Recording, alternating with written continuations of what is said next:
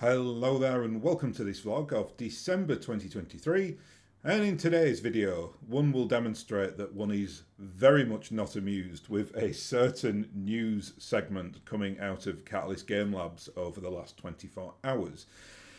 Now before I get into it specifically, I just need to put some context on this. So I did a reaction video yesterday on the news that was coming out of PAX. I was very busy this weekend. I had like a 2 hour window just to basically watch the news section or segment in like 2 times speed, and then I recorded like a pretty quick 30-minute video on it. I missed though a really quite significant bit of news that was clearly in there somewhere that my brain just like passed over. So I'm going to discuss that here. I'm going to discuss why I'm really quite annoyed by this news. It's probably not for the same reasons that a lot of the community will be, but I'm going to cover it, you know, on a pretty rounded level. So I am, even though I am annoyed about it, I'm going to try and maintain some balance and talk about some of the pros of doing this. Although I'm going to struggle with that, I think. So let's talk about it then. In the box sets that are coming out next year, so that is the Star League boxes, so they'll be releasing 4 Force Packs next year, that's 1 a quarter, which is absolutely fine obviously in terms of yield, because we are getting the massive Kickstarter drop next year, so there are going to be like dozens of products on the market, so these are just like 4 extra things. That was fine, was happy with what I saw. The news that I missed is that 1 model in these land packs will be pre-painted. I can't believe I actually said that out loud. Okay, let's do the pros first, or when this can work. And I only know my experience from playing something like X-Wing, which is the Fantasy Flights game from, well, I think it's still around obviously, but I don't know, it might be in a different iteration now. I had a friend who was into that. It's a Star Wars game if you don't know. It's actually a good game. The mechanics on it are good, and all the models come pre-painted. I've never played a game where you get pre-painted models, so that was a novelty to me, and at the time when I was playing it I wasn't anything like as back in the hobby as I am now, so it was just like a novelty. But I've always been used, because obviously I've got, I use Games Workshop products, to getting things just completely unassembled with a an assembly kit that you then have to glue together, and then you prime it and then you paint it. So it's important to note that first of all, that's the background that I come from. So I am not against pre-painted models in games or in certain games as such. And I think X-Wing's actually a good example of that, because X-Wing is like a very normie game, right? Like it's not as like normie as something like Monopoly, but it's relatively straightforward. It's Star Wars, which means that it appeals to, the general mass of humanity, because most people, you don't have to be a geek to like Star Wars, right? You don't have to be as like embedded in like sci-fi culture as like we are across like the BattleTech community usually to enjoy Star Wars. So I get that completely. It's for the people at the end of the Star Wars spectrum who are maybe interested in like tabletop games, so a little bit more like left field than like your regular Star Wars fan, but it also appeals to people across like our hobby because it's got good game mechanics. So completely understand that. I can completely understand why people would enjoy that game, and I can completely see the reason for Fantasy Flight doing pre-painted like model versions for it, because it's very easy for like me, as someone who is so used to assembling and painting models, to assume that everybody should do it, right? But for a lot of people, that's just not the case. So again, I can see from a game like X-Wing, which is just a pretty normal game that's kind of between us and, say, like, more it sounds really patronising when I say this, but we're obviously on the more like committed side to it, because we have to spend time on our hobby and a lot more money, right? Whereas someone who's just going to have like Monopoly and Snakes and Ladders in the in the attic. They're just playing it like as and when. But for us, it's kind of a bit of a lifestyle choice, really, right? I mean, look, I have to dedicate like an entire room in my house to this thing, and next year will be 2 rooms in my house because I'm getting like work done on the house with an extension where I'm going to have like a proper gaming room. So, yeah, and I'm willing to do that. And great, some people are, some people aren't. I'm not judging. This is not a video judging people who don't want to paint miniatures or just want to kind of play a game out of a box. That's absolutely fine. In terms of quality for like X-Wing, I remember it being like pretty solid. Don't remember looking at those models anyway and thinking that they were garbage. And I'm absolutely sure that if Catalyst do like one of these painted miniatures, it will be, I mean, if it's anything like the models themselves, I'm sure it will be decent quality. Now, so why then am I so vehemently against this? So I've tried to be balanced. That's my kind of positive spin, first of all. And now I'm going to drill down into why I'm actually very annoyed about this. So I'm hearing a lot of people across the community saying things like, oh, well, this will just be annoying because I will want to paint it in my colour scheme for whatever I choose for that mech. So I'm going to have to strip the paint, and that's a hassle. Okay, yeah, fair enough. For me, I don't feel that way at all. I am so used to Games Workshop products that you buy a Games Workshop box set with maybe, I don't know, 15 models in it or whatever. It will take you a good 2-hour prep to even get that into a priming position because you literally have to assemble the models. That can be very, very finicky as well. Like some models for Games Workshop, it might just be 4 pieces that you need to put together. Some it might be 16. So it's working with glue. It's basically having quite a bit of patience and being able to kind of follow an instruction set. So there is an entire hobby phase before you even get to the painting table. BattleTech, or the new Catalyst ethos on it, has been to pre-assemble these models, so they get basically assembled out in China, then they get put into the boxes, then they get sent to us. I actually prefer that because the one thing that I really don't like in the hobby is assembling the models.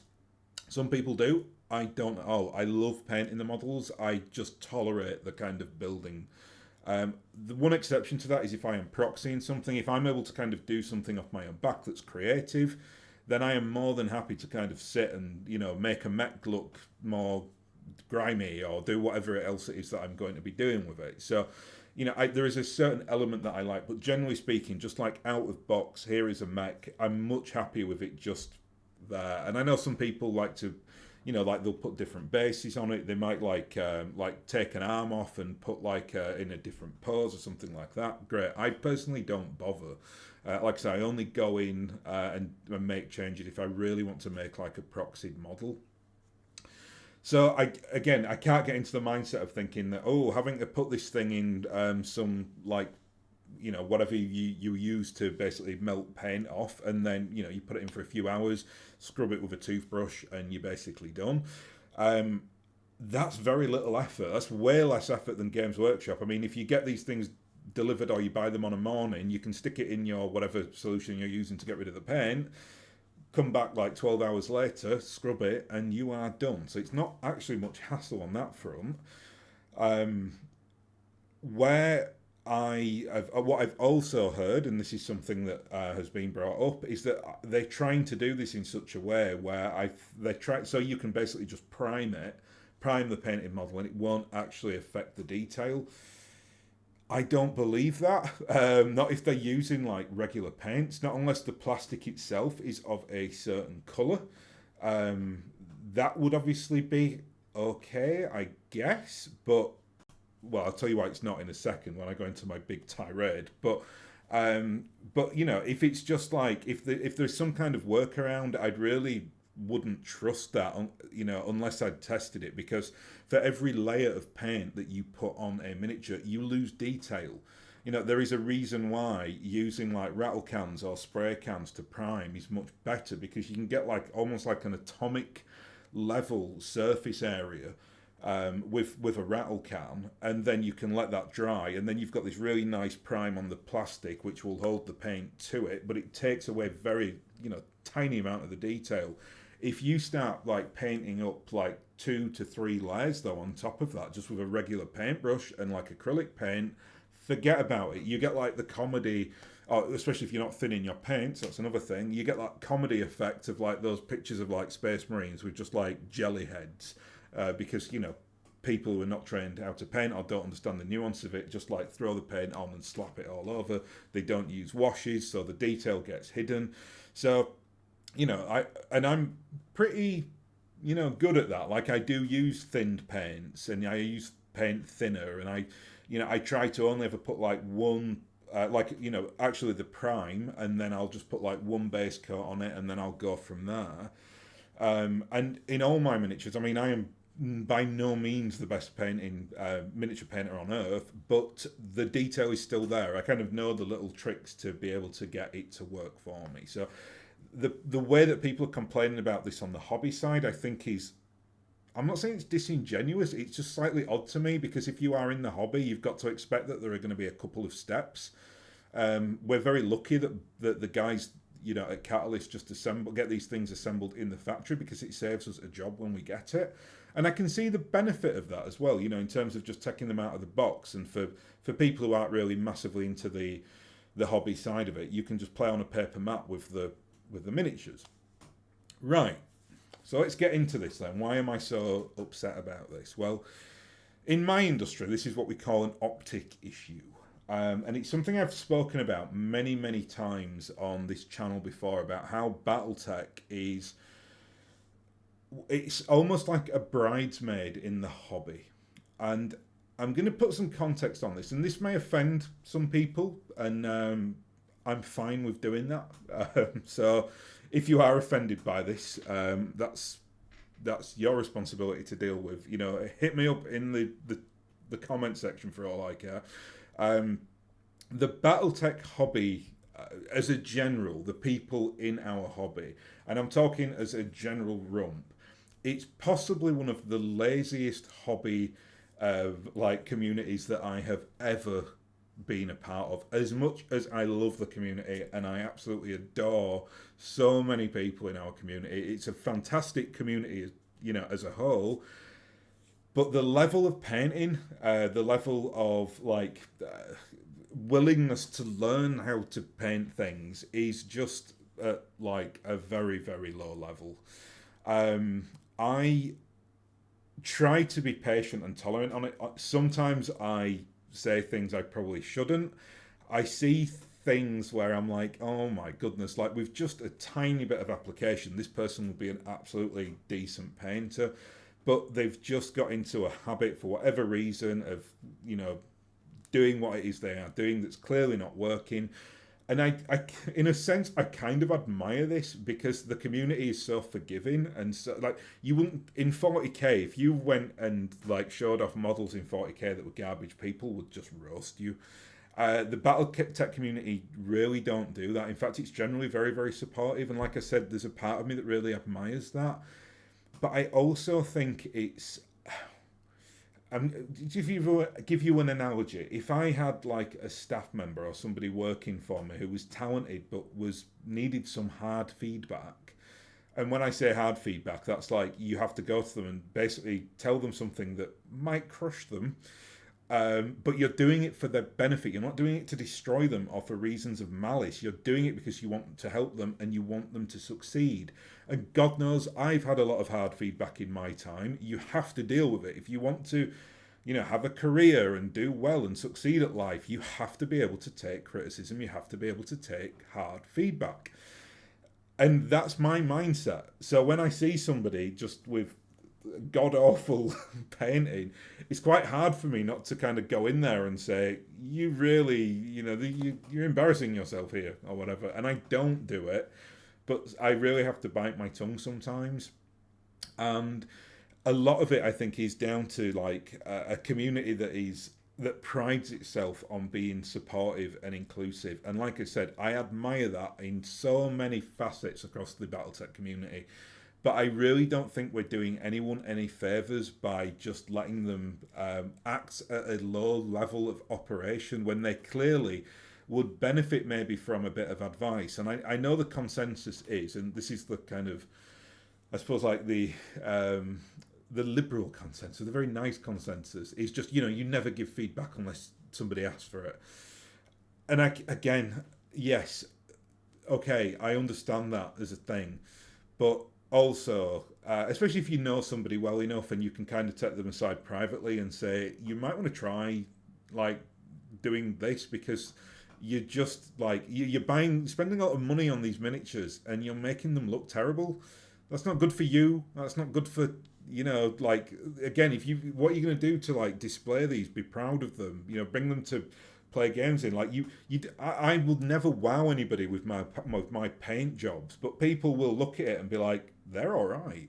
Now, for me, I am like the most base level terrible painter. I've got zero like creative skill, like natural skill with stuff like this. I have to kind of follow all the regular paint schemes because I don't really understand color theory and I don't have an eye for it.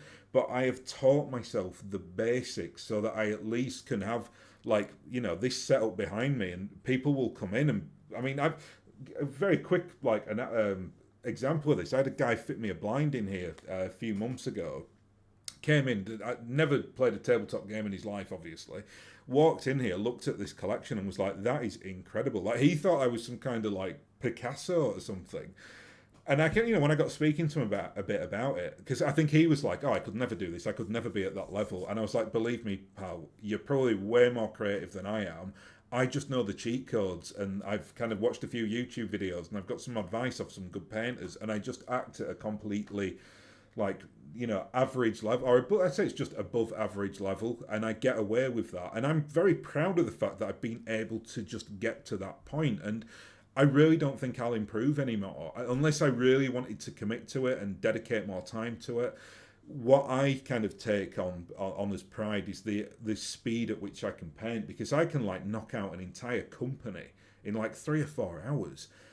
And that's pretty impressive, right? That's why, when I've got my 1,500 miniatures from the next Kickstarter and what's up there already just for BattleTech, it will probably take me about a year, 18 months to get everything painted. And a lot of people will die with 3/4 of the collection not being painted. So I feel pretty good that I can get like pretty much everything that I've ever wanted for BattleTech, like the Dust Counters Regiment and all the forces that I want, at a really decent level of painting. So that's put some context on it in terms of my feelings in regards to the hobby side of it and how invested I am in the hobby side of it, because obviously I spend a lot of time in that. It is my main hobby. I've got several hobbies, but this is really my main one. Where I am really, really annoyed with what Catalyst have done here is that they are basically, I mean, I can only equate this to like, they are empowering very, very lazy behaviour by even just like one mech in these box sets that is pre-painted. The optic on it is terrible because in a community which is already not at anything like the level which, say, like the Games Workshop community is at in terms of hobby skill. And again, I need to keep caveating that because people will give me heat for saying that, but I'm saying it within the context of I love the BattleTech community. I just think that the hobby side of things we could be better at. That's all I'm trying to get at here. And by like enabling this lazy behaviour, Catalyst have once again thrust us back into this like what I consider like an 80s board game mindset where you're getting pre-painted models and we give you the paper mats, and it's I feel almost like offended by this, that I'm being patronised by people trying to give me an easy option constantly. And I just wish that I could sit down with someone at Catalyst as one of their like high-end spenders, as one of the people that, I mean, I spend thousands of dollars with them like every year. I don't want easy options. Just give me more options. Everything beforehand they were doing correctly. The Army Painter paint set, wonderful. That's what we want, when, and I know that it's not from Catalyst, but you can get the like lots of different terrain features, do them pre-painted. You know, we got those little buildings that were pre-painted from.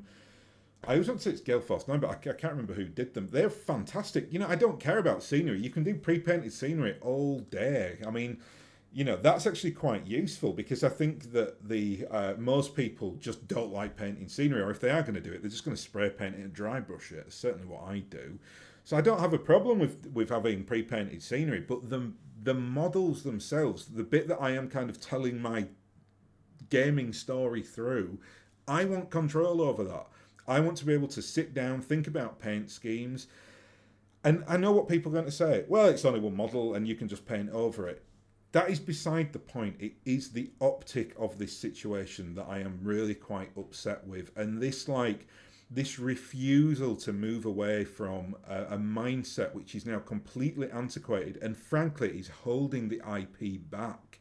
Like if they've done feedback and people have come to them and said, oh, I'd really like pre-painted models, I would love to know how much those people are spending in a year, because I am almost certain it will be like next to nothing. They are not like serious hobbyists, and I'm not saying that to demean them, because not everyone's like at the same level as that I'm at, or that there'll be people way in front of me in terms of collection size and the what they're willing to kind of put in terms of time and money and space into the hobby.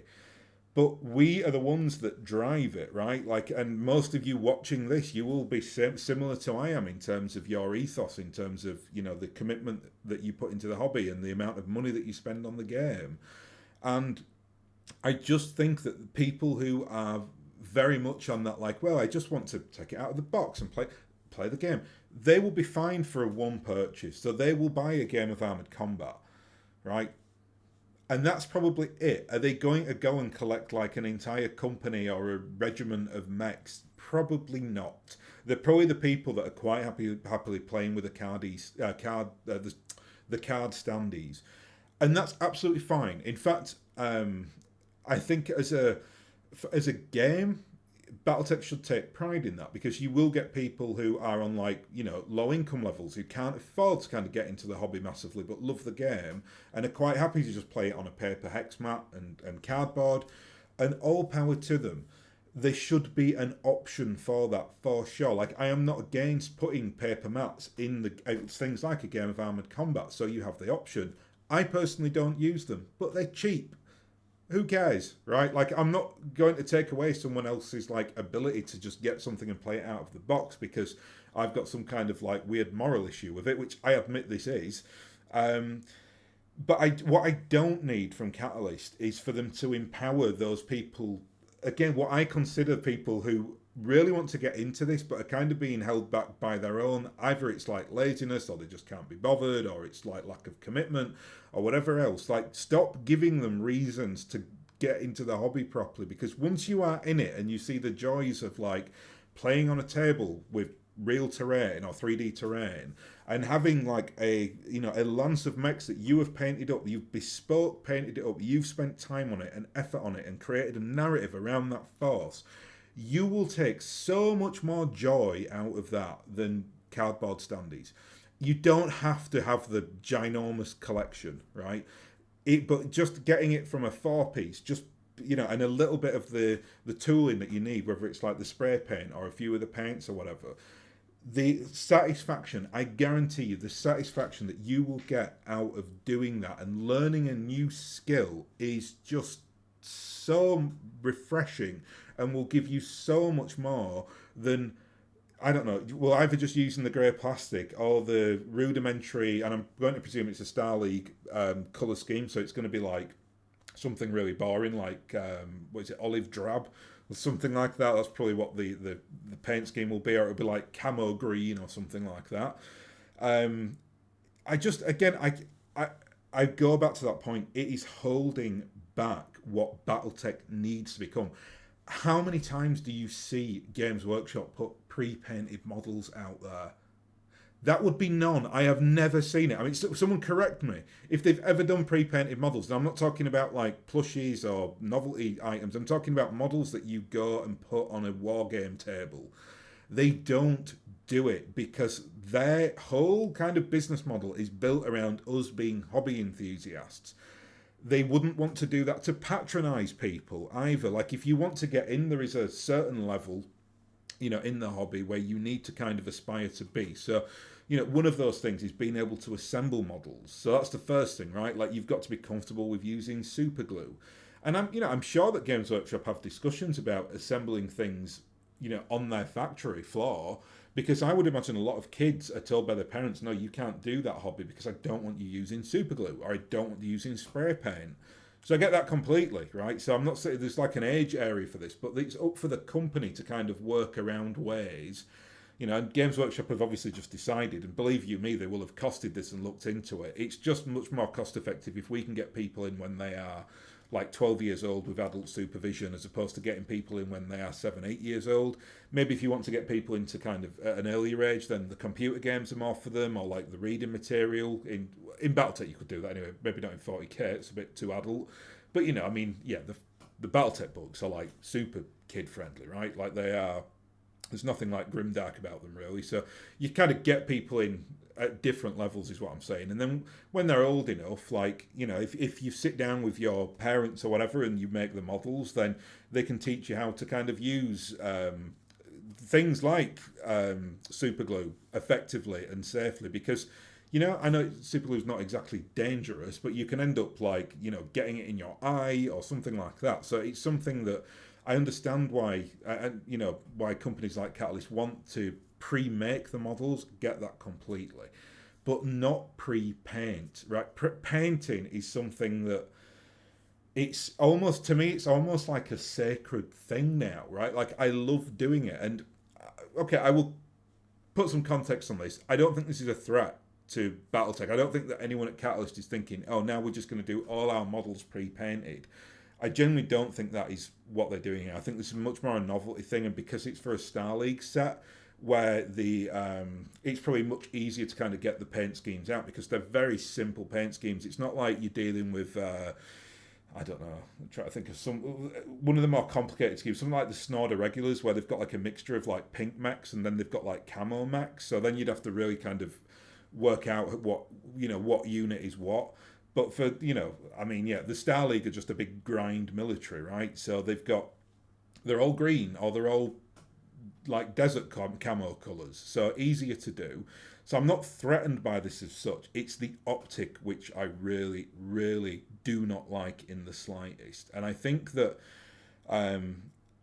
Catalyst will get some like backfire for this for sure. I'm already seeing it. People are basically saying, why on earth would you put one model in there pre-painted and leave the other 3 not painted? That just seems like a terrible idea. What I can get behind, and this is something that I'm hoping that they do go back on this decision, because I think a lot of people are basically like me. I mean, my reasons are quite dramatic, I suppose, but most people just say, no, I don't want this. What I wouldn't mind at all is if they just did like a box set where everything was pre-painted and it was just like a limited edition thing. And I would actually buy that, I think, because much like the Somerset Strikers box, which is coming out in the next Kickstarter, I think I've bought several of those. I can't remember how many. I want at least 2 of them for my forces, but one of them for sure, I just want to keep it in the box because the artwork looks amazing, and I'll probably put it up there with the the Somerset Strikers like toys from back in, or the Tyco toys from back in the 90s. And that appeals, and this would appeal as well. Like, if I could just get a box of Star League mechs that were in Star League colours, and I'd quite happily put that on a display shelf and just not open it and just keep it as, again, like an ornament, a display piece. That would be absolutely fine.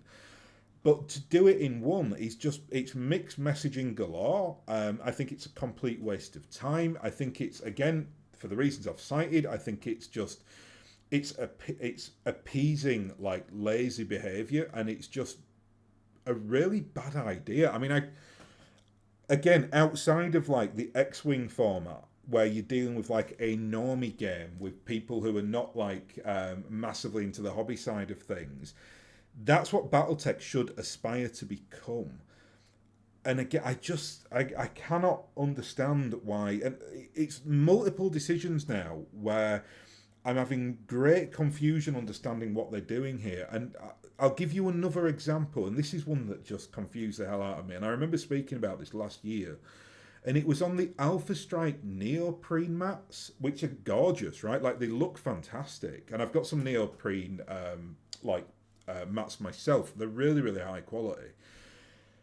But they've done like, so it's basically Alpha Strike. The whole thing of Alpha Strike in the box set, right, is that they gave you like the rudimentaries of 3D terrain. So you got like little cardboard trees, and you've got little like foldable buildings, and the quality on those was, for that set, was absolutely great. You know, just you could play it out of the box, you could play it on a table, you could put some buildings on there. Alpha Strike is made to be played on 3D terrain. So what did Catalyst do? Well, they brought these very beautiful neoprene mats out, and I couldn't believe this when I saw it. They'd put like runways on there, so that's fine. You can have like a road or a runway. They're basically just things that are sat on the ground of the gaming mat, right? But then they put like level 1 and level 2 hills on there. So like 2-dimensional hills pretending to be 3-dimensional, while you are then playing with 3-dimensional terrain, presumably from the Alpha Strike set. I saw that decision and was like, who did they just forget? Are they just in such an antiquated mindset that they forgot that like years ago they created Alpha Strike so that people could get into it and play it on 3D terrain, that they've just automatically put garbage 2-dimensional features on there, which, I mean, that just completely negates me buying this product, right? I just wouldn't use it. I'm a very immersive gamer. I like to play the game. I like to, you know, again, play vicariously through that force. It's just much more fun to do that. You create a much better tale on the narrative gaming table than you do playing on like a paper hex map. It's just a far more immersive experience. And if I had to look at like, I'll figure out, oh, actually, there's a hill there that we can't see. I mean, one thing I could do is I could put my own hill on top of it, I suppose. But then I'm like limited as to what terrain features I can use in what space on that map. And this is the same kind of thing. It's like you go all in or you just don't bother, right? Like, don't go halfway house on this. Like, by all means, do like, it's the 40th anniversary next year. Do a Star League box set, 1,000 box run or 2,000 box run, however many you think you're going to sell, of like, you know, of the models that they demonstrated yesterday. So the Atlas II, the Orion, which are both Kerensky's mechs, pre-painted. That would just be cool, right? This would be a very, very different like reaction had that been a thing. I'd be like, that's a real novelty, and for the 40th anniversary, I can completely see the benefit of that. But now you've just like, you know, again, I don't know anyone that is inherently happy with this. Either people who are basically don't want to do the hobby are saying, well, why would I just want one painted? And then you've got people on my spectrum who are either saying, well, that's just adding an extra layer to it that I don't want to do. Or like what I'm saying is, this is just a really bad like optic for the game.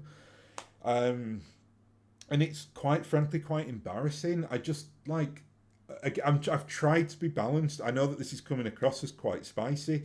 But I really do intend that, because I think it's just a very, very disappointing choice. And I'd love to hear from Catalyst. I'd love for them to come out and like justify this, and beyond like any kind of marketing speak of, well, you know, everyone gets the option and that kind of thing. I want them to tell us what direction they want to take BattleTech in, because if it's going to be like, paper mats and pre-painted models, you can count me out of buying anything, right? Like, I will be in for this while it's still in like the hobby phase. I'm all over that. I'm spending a lot of money on it, but that's for my hobby and because I love the BattleTech IP. I'm not interested in playing like, you know, Space Monopoly, right? That's ridiculous thing to say. But you know what I mean? Like, you know, a game that I just get out of the box and play with my family. No, I'm a war gamer. And the people that want to play BattleTech are war gamers. And the people that we want to get into the IP are war gamers. Know your audience. Anyway, I'm going to go and sit in a darkened room now after that. Because it's very, very... You will never really see me animated like that. I do try to be balanced. And I haven't sworn. So I take that as a great point of discipline, because my language is filthy, by the way, just never on camera here. Anyway, I'm going to leave it there. So again, you know, I don't like saying this because I'm always, oh, tell me what you think in the comments. It seems very crass, but I would genuinely be interested in hearing people's opinions on this. So, you know, drop them below. I do get back to comments in time. I can never do it too quickly though because I'm just too busy. So I usually try and set aside a couple of hours every couple of weeks to get back to comments. So, you know, if you drop it now, you might hear from me in several days. Anyway, on a positive note, I have recorded 3 episodes of my Force collection. That will drop on 2 will drop on Friday. There's like one little prelude episode, and then there's like the first episode, and then the week after it will be the second episode. First episode is basically me just talking through the current iteration of the Dust Counters Regiment or Reinforced Regiment, and then the second episode I'll be dealing with all the other forces, and that's basically everything that you can see at the back here. It's developed massively because I've now kind of gone into the Ilkan era, so I really wanted to do that again before the year end and before I got the Kickstarter. I talk about some of that in like the prelude video that I'm keen to keep doing that. I know that some of it can be very repetitive, but I just like to just for myself really, just to kind of track my hobby progress in terms of how I've gone from like saying that I wanted 200 miniatures to now going up to like 1,500. So in BattleTech anyway. So I just wanted to. I will keep doing those. Like I might do 2 a year. So I think I've done like 2 this year. So it's not something that will be regular, but just, you know, so that is, and again, I kind of talked about this in the prelude. That is why I did this channel, to track my hobby progress. So it's kind of core to my, like, say my vision. That sounds very pretentious, but like, you know, what I started out with the intention of doing on this channel. Anyway, I'm going to leave it there. I'm going to get a nice cup of tea, and then I'm going to chill out this evening and forget about the pre-painted model. So I shall see you all on Friday, hopefully, when those new videos drop. So thank you very much for watching, and I'll hopefully catch you again next time.